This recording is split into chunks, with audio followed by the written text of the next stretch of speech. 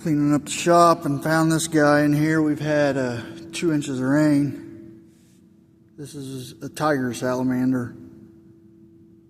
And he must have come out of one of the ponds or living under something. But he's not super big. They're pretty.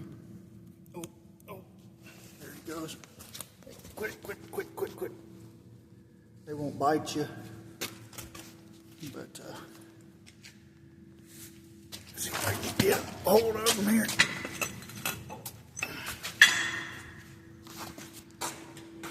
But yeah, just a cool little creature. I'm gonna put him back down here and let him go. But yeah, nice little tiger salamander.